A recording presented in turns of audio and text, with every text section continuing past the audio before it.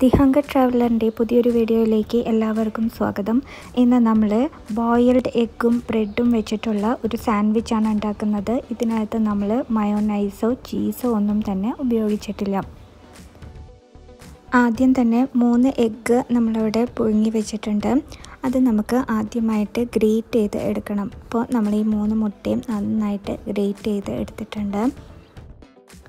ഒരു പാൻ ചൂടാക്കിയിട്ട് അതിലേക്ക് ബട്ടറോ അല്ലെങ്കിൽ നെയ്യോ ഇട്ടിട്ട് 1 ടേബിൾ സ്പൂൺ മൈദ അതിലേക്ക് ഇടണം. എന്നിട്ട് ഏകദേശം ഒരു 1.5 മിനിറ്റോളം ഇതൊന്ന് വഴറ്റിയെടുക്കണം ചെറുതീയിലിട്ടിട്ട്. ഈ മൈദയ്ക്ക് ഒരു പച്ച മണം ഉണ്ടാവും, അത് മാറാൻ വേണ്ടിയിട്ടാണ്. പക്ഷേ മൈദയുടെ കളർ മാറാൻ പാടില്ല, അതുകൊണ്ട് എപ്പോഴും ശ്രദ്ധിക്കണം. ഏകദേശം 1.5 മിനിറ്റ് മാത്രം ഇത് വഴറ്റിയാൽ മതിയാകും. ഒരു നോൺ സ്റ്റിക്ക് പാത്രം ഉപയോഗിക്കുന്നതാണ് എപ്പോഴും നല്ലത്, അല്ലെങ്കിൽ ചിലപ്പോൾ അത് കരിയുകയോ അല്ലെങ്കിൽ അടിപിടിക്കുകയൊക്കെ ചെയ്യാം. മൈദ നന്നായി വഴന്ന് വന്നിട്ടുണ്ട്. ഞാൻ തീ ഓഫ് ചെയ്തിരിക്കുകയാണ്. ഇനി നമ്മളിതിലേക്ക് പാല് ചേർത്ത് കൊടുക്കുകയാണ്. നിങ്ങൾക്ക് തിളച്ച പാല് ചേർക്കാം, ഇല്ലെങ്കിൽ ഫ്രിഡ്ജിൽ നിന്ന് അങ്ങനെ തന്നെ പാലെടുത്ത് ചേർക്കാവുന്നതാണ്. പാല് ചേർക്കുമ്പോൾ പ്രത്യേകം ശ്രദ്ധിക്കേണ്ടത്, നമ്മൾ ഈ വഴറ്റിയ മൈദയുടെ ചൂടൊന്ന് കുറഞ്ഞിരിക്കണം. ചൂട് സമയത്ത് ഇത് ഒഴിക്കരുത്. പിന്നെ പാല് റൂം ടെമ്പറേച്ചറിലാണെങ്കിൽ ഏറ്റവും നല്ലത്. അപ്പോൾ ആദ്യം നമ്മളൊരു കപ്പ് പാല് ഇതിനകത്ത് ചേർത്ത് മൈദ നന്നായിട്ടൊന്ന് മിക്സാക്കി എടുക്കണം. ഇനി സ്റ്റവ് ഓണാക്കിയിട്ട് ഇത് നല്ലോണം കുറുക്കിയെടുക്കണം.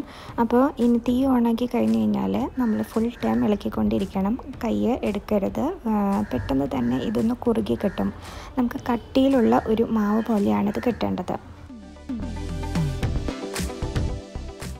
ഇനി അതിലേക്ക് 1/2 ടീസ്പൂൺ ചില്ലി ഫ്ലേക്സ്, 1/2 ടീസ്പൂൺ കുരുമുളക് പൊടി, 1/4 ടീസ്പൂൺ ഉപ്പ് എന്നിവ ചേർക്കുക. അതിലേക്ക് ഒരു വെളുത്തുള്ളി എടുത്തിട്ടുണ്ട്, അത് ഗ്രേറ്റ് ചെയ്തതും ചേർത്ത് കൊടുത്തിട്ട് നന്നായിട്ടൊന്ന് മിക്സ് ചെയ്തെടുക്കണം. നമ്മൾ തീ ഓഫ് ചെയ്തിട്ടുണ്ട്, അതിന് ശേഷമാണ് ഇങ്ങനെ മിക്സ് ചെയ്തെടുക്കുന്നത്.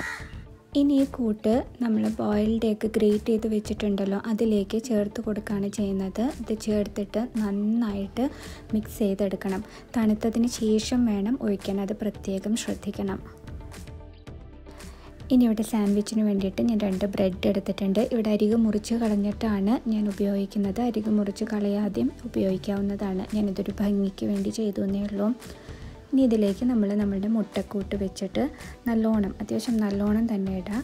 എന്നിട്ട് ഇത് രണ്ടും കൂടെ മടക്കി നമുക്ക് അങ്ങനെ തന്നെ നമുക്ക് കഴിക്കാം, ഇല്ലെങ്കിൽ കുറച്ച് ബട്ടറൊക്കെ ഇട്ടിട്ട് ഒന്ന് ടോസ്റ്റ് ചെയ്തെടുത്തിട്ടും കഴിക്കാം. 2 രീതിയിലും നല്ല ടേസ്റ്റാണ് കഴിക്കാനായിട്ട്.